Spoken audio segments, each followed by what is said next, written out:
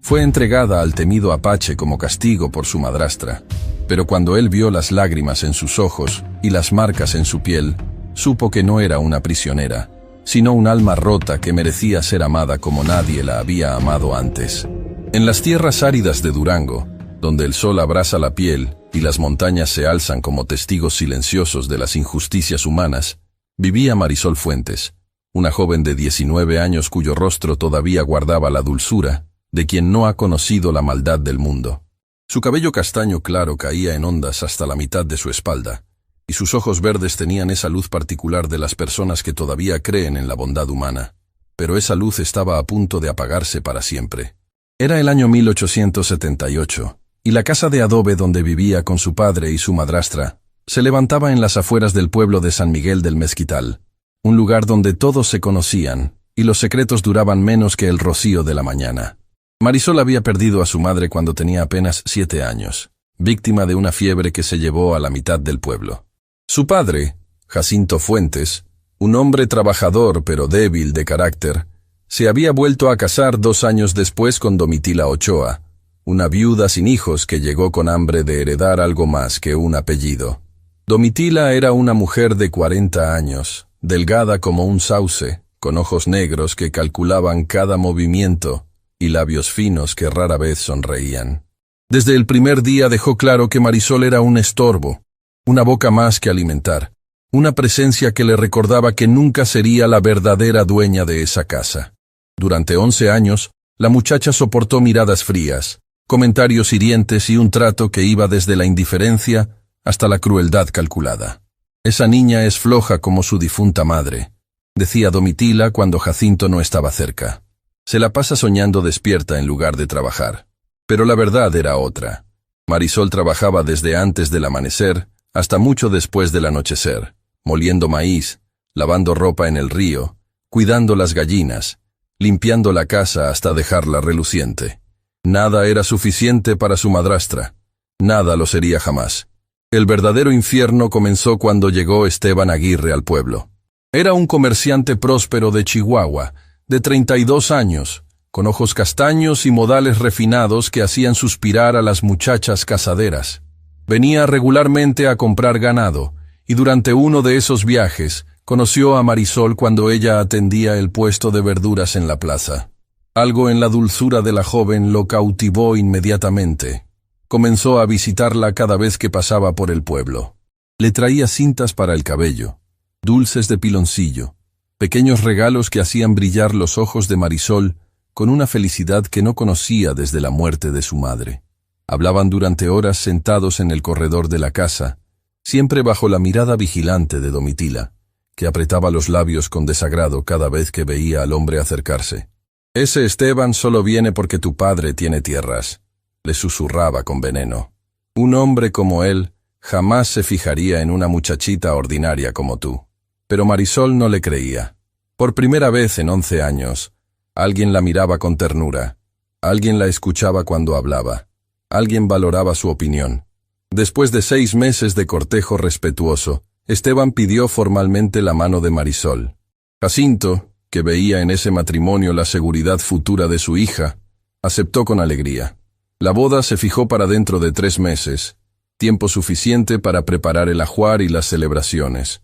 Marisol flotaba en una nube de felicidad, bordando su vestido de novia con manos temblorosas de ilusión, imaginando la vida que tendría lejos de las miradas frías de Domitila. Pero la madrastra no podía soportar ver feliz a la hijastra que tanto despreciaba. La idea de que Marisol se casara con un hombre próspero, de que escapara de su control, de que viviera mejor que ella misma, la consumía como un fuego lento. Durante las noches, mientras Jacinto dormía, Domitila tramaba en la oscuridad. Necesitaba destruir ese matrimonio. Necesitaba arruinar a Marisol de una vez por todas. La oportunidad llegó una tarde de julio, cuando los apaches atacaron un rancho vecino. No era la primera vez que los guerreros cruzaban desde las montañas buscando ganado y provisiones. Todos en el pueblo los temían. Las historias sobre su ferocidad circulaban como leyendas de terror, historias de secuestros, de batallas sangrientas, de venganzas que duraban generaciones. Pero también había otra historia, una menos conocida, sobre un guerrero apache en particular. Se llamaba Kuruk, que en su lengua significaba oso. Era un hombre de 35 años, viudo, padre de una niña de 8 años llamada Kimi. Su esposa había partido trágicamente 3 años atrás por soldados mexicanos durante una redada, y desde entonces Kuruk vivía con un dolor que se había convertido en ira contenida.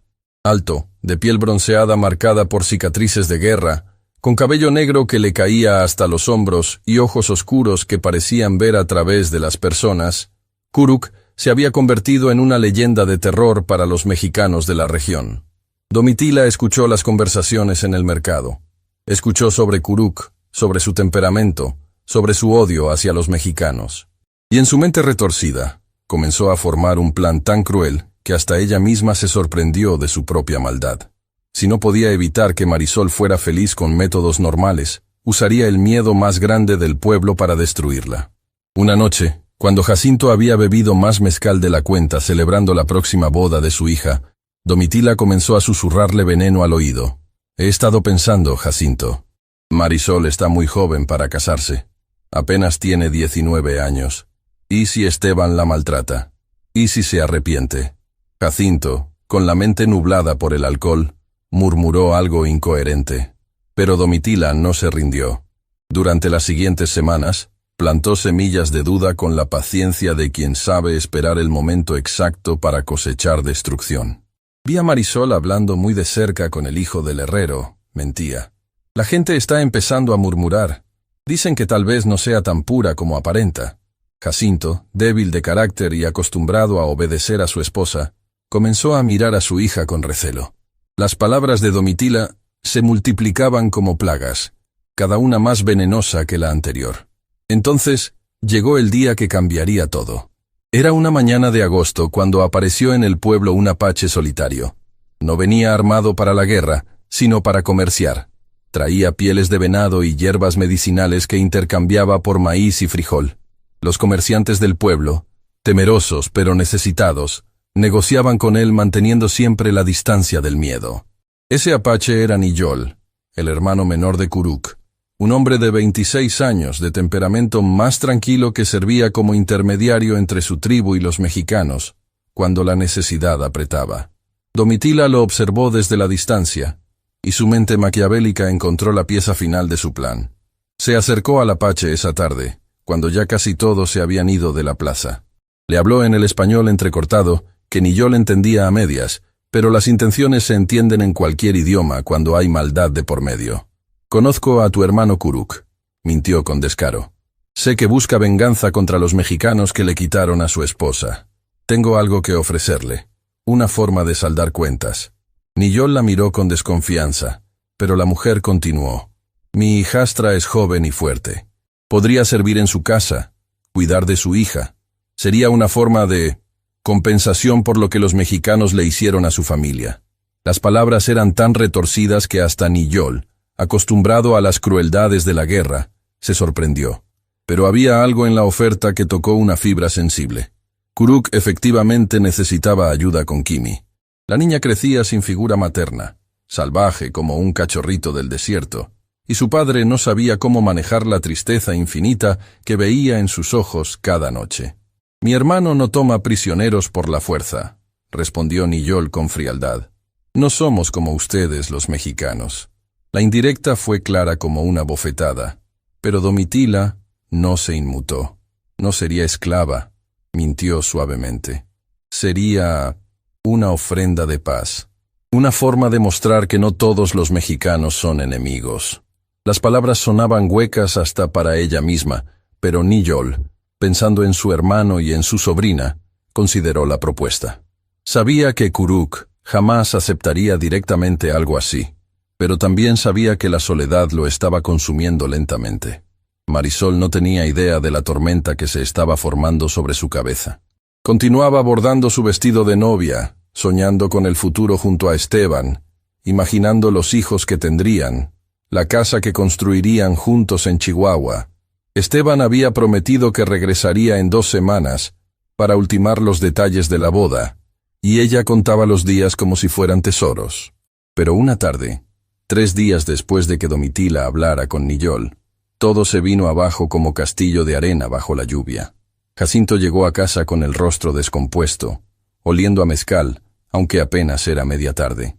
Domitila lo seguía con expresión seria, actuando el papel de esposa preocupada con maestría digna del mejor teatro. «Marisol», dijo su padre con voz que temblaba de rabia contenida, «necesitamos hablar». La joven dejó su bordado, sintiendo que algo terrible estaba por suceder. Lo conocía en la forma en que su padre evitaba mirarla a los ojos, en la tensión que llenaba el aire como electricidad antes de la tormenta. «Han llegado noticias graves», continuó Jacinto, y Marisol notó que sus manos temblaban. «Esteban Aguirre está comprometido. Tiene una prometida en Chihuahua desde hace 2 años». Las palabras cayeron sobre Marisol como piedras. El mundo se tambaleó bajo sus pies. «Todo este tiempo te ha estado engañando. Solo venía aquí para pasar el rato, para divertirse con una muchacha ingenua del pueblo». «No», susurró Marisol, sintiendo que el corazón se le partía en 1000 pedazos. «Eso no puede ser verdad. Esteban me ama. Me lo ha dicho. Me pidió matrimonio formalmente». Pero Domitila dio el siguiente golpe con precisión quirúrgica. «Ay, hija», dijo con falsa compasión que hacía que sus palabras fueran aún más crueles. «Los hombres dicen muchas cosas cuando quieren conseguir lo que buscan. Tu padre ha investigado y es cierto. Esteban tiene compromisos en Chihuahua. Se casará el próximo mes con la hija de un hacendado». La mentira era tan elaborada que hasta había conseguido documentos falsos para respaldarla. Papeles que supuestamente probaban el otro compromiso de Esteban. Marisol sintió que el suelo desaparecía bajo sus pies. Las lágrimas comenzaron a rodar por sus mejillas sin control, y todo el mundo que había construido en su imaginación se derrumbó como adobe bajo la lluvia. «Pero él prometió», balbuceó entre sollozos. «Los hombres prometen muchas cosas», cortó Domitila, fingiendo consolación mientras clavaba el cuchillo más profundo. «Y ahora todo el pueblo habla. Dicen que te dejaste cortejar sabiendo que él tenía compromisos. Dicen que eres una cualquiera que intentó robarle el novio a otra mujer». Cada palabra era una mentira, pero Marisol, destrozada por el dolor, no podía pensar con claridad. Jacinto, débil como siempre, tragó las mentiras de su esposa como si fueran evangelio. «Has traído vergüenza a esta familia», declaró con voz temblorosa. «Todo el pueblo nos señala. No puedo caminar por la plaza sin escuchar murmullos». Nada de eso era cierto, pero Domitila había construido su red de mentiras con tanta perfección que hasta los hechos parecían respaldarla. Los días que siguieron fueron un infierno de susurros y miradas acusadoras que existían solo en la imaginación envenenada de Domitila, pero que ella hacía parecer reales con cada comentario. Marisol dejó de salir de la casa, escondiendo su vergüenza imaginaria entre las 4 paredes de adobe que de pronto se sentían como prisión. Su vestido de novia quedó abandonado en un baúl, testigo mudo de sueños destrozados. Esteban regresó al pueblo 2 semanas después, como había prometido, ansioso por ver a su prometida. Pero